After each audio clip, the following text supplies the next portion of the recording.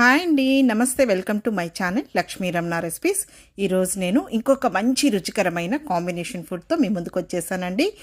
చూస్తే టెంప్టింగ్గా ఉంది కదా అండి, నోరూరిపోతుంది కదా. ఈరోజు కాంబినేషన్ ఫుడ్లో అయితే నేను పచ్చిమిరపకాయల పచ్చడి ఉల్లిపాయ కాంబినేషన్తో అండి, అలాగే అందులోకి కాంబినేషన్ వేపుడు వచ్చేసి బెండకాయ వేపుడు చేశాను. ఈ విధంగా వేడి వేడి అన్నంలో ఈ పచ్చడి వేసుకొని ఈ బెండకాయ వేపుడు నంచుకొని, కావాలంటే ఇష్టపడే వాళ్ళు ఈ పచ్చడిలో కొద్దిగా నెయ్యి వేసుకొని తిన్నా కూడా చాలా బాగుంటుందండి.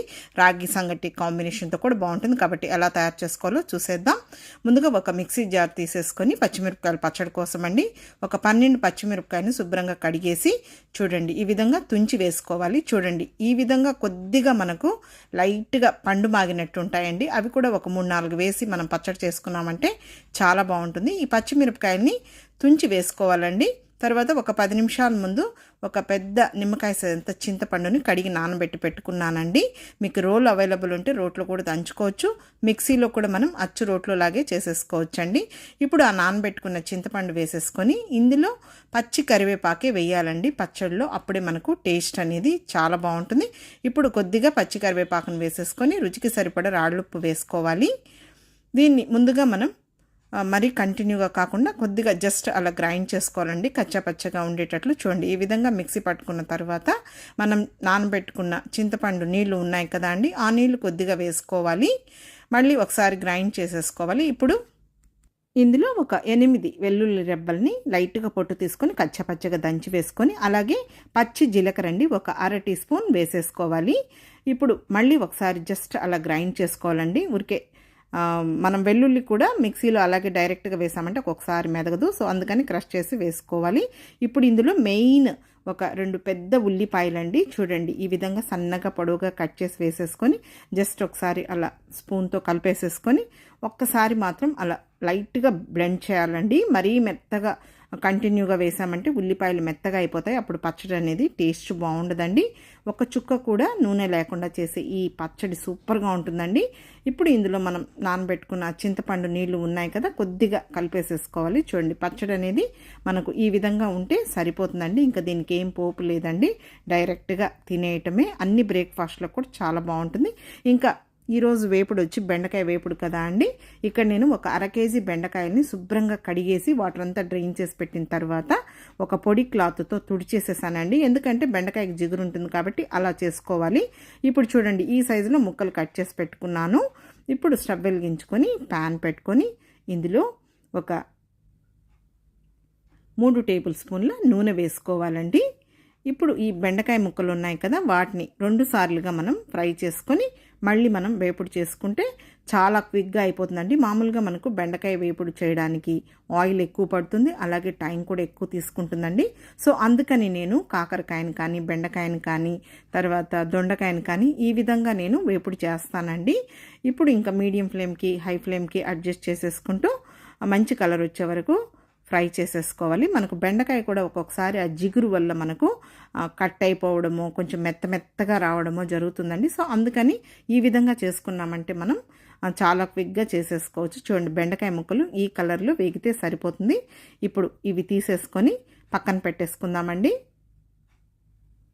అందులో కొద్దిగా ఆయిల్ ఉంది కదా, ఆ మిగిలిన బెండకాయ ముక్కలను వేయించడానికి ఆయిల్ సరిపోతుందండి. మీకు చాలా అనిపిస్తే ఇంకొద్దిగా ఆయిల్ వేసుకోవచ్చు, మరీ ఎక్కువేం ఆయిల్ అవసరం లేదు. ఇప్పుడు ఈ విధంగా ఆయిల్ని డ్రైన్ చేసేసుకొని ఒక ప్లేట్లో తీసి పక్కన పెట్టేసుకోవాలండి. చూడండి కొద్దిగా ఆయిల్ ఉంది కదా, ఆ ఆయిల్ సరిపోతుంది. ఆల్రెడీ మనకు బెండకాయలు ఫ్రై చేసినాం కాబట్టి ఆ బెండకాయ ముక్కల్లో కూడా ఆయిల్ అనేది ఉంటుంది. చూడండి ఇప్పుడు ఈ ఆయిల్లో ఆ మిగిలిన బెండకాయ ముక్కలను కూడా వేసి సేమ్ మనం ఇంతకుముందు ఎలా ఫ్రై చేసుకున్నామో అలాగే చేసేసుకోవాలండి. హై ఫ్లేమ్ పెట్టకూడదు, హై ఫ్లేమ్కి మీడియం ఫ్లేమ్కి అడ్జస్ట్ చేసుకుంటూ ఫ్రై చేసేసుకోవాలి. చూడండి ఈ కలర్లో వేగితే సరిపోతుంది. మళ్ళీ మనం ఉల్లిపాయ ముక్కలతో కొద్దిసేపు ఫ్రై చేసుకుంటాము. మరీ ఓవర్గా ఫ్రై చేసినా కూడా చేదని అనిపిస్తుందండి. అయితే జిగురు లేకుండా చూసుకోవాలి. చూడండి ఈ బెండకాయ ముక్కలంతా కూడా నేను ఫ్రై చేసి పక్కన పెట్టేశాను. ఇప్పుడు ఇందులో ఇంకొక టీ స్పూన్ నూనె వేసుకుంటే సరిపోతుందండి. ఆల్రెడీ మనకు బెండకాయ ముక్కల్లో ఆయిల్ ఉంటుంది. ఇంకా పోపు దినుసులండి, 1/2 టీ స్పూన్ ఆవాలు, 1 టీ స్పూన్ మినప్పప్పు, 1 టీ స్పూన్ పచ్చిశనగపప్పు, 1/4 టీ స్పూన్ జీలకర్ర వేసేసుకోవాలి. కొద్దిగా పోపు దినుసులు ఎక్కువగా ఉంటే బాగుంటుంది. ఇప్పుడు మీడియం ఫ్లేమ్లో ఈ పోపు దినుసులు ఇలా కలుపుకుంటూ మంచి కలర్ వచ్చే వరకు ఫ్రై చేసుకోవాలి. ఆ వేగిన తర్వాత ఒక పచ్చిమిరపకాయని ముక్కలుగా కట్ చేసి వేసుకొని, ఒక ఎండుమిరపకాయని తుంచి వేసుకోవాలండి. ఇవి లైట్గా వేగిన తర్వాత ఒక మీడియం సైజులో ఉన్న ఉల్లిపాయని చిన్న ముక్కలుగా కట్ చేసి వేసుకొని, కొద్దిగా కరివేపాకు కూడా వేసేసుకొని జస్ట్ ఈ ఉల్లిపాయ ముక్కల్ని 1 నిమిషం ఫ్రై చేసేసుకోవాలి.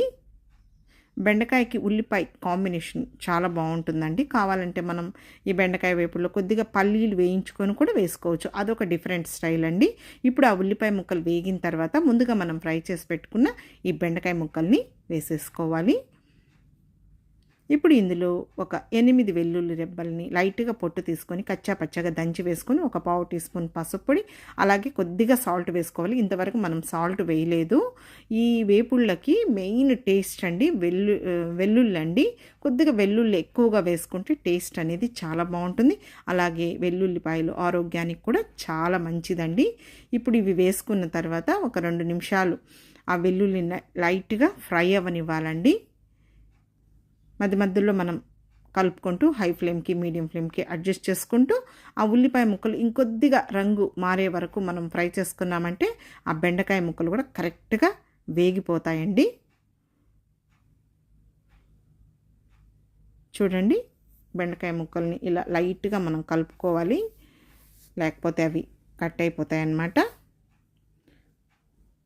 ఇప్పుడు ఈ బెండకాయ ముక్కలు బాగా వేగాయండి. ఇందులో స్పైసెస్ని యాడ్ చేసుకుందాం. ఇప్పుడు ఇందులో ఒక 1/2 టీ స్పూన్ కారం పొడి, ఒక 1/4 టీ స్పూన్ ధనియాల పొడి, కొద్దిగా ఒక చిటికెడు సాల్ట్ అండి.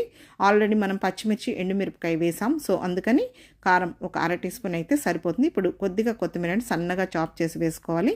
మనం ఇక్కడ ఈరోజు పచ్చడి కాంబినేషన్తో ఈ వేపుడిని మనం కాంబినేషన్గా చేసుకుంటున్నాం కాబట్టి కొద్దిగా వేపుడులో కొద్దిగా కారం తక్కువగా ఉంటేనే బాగుంటుందండి.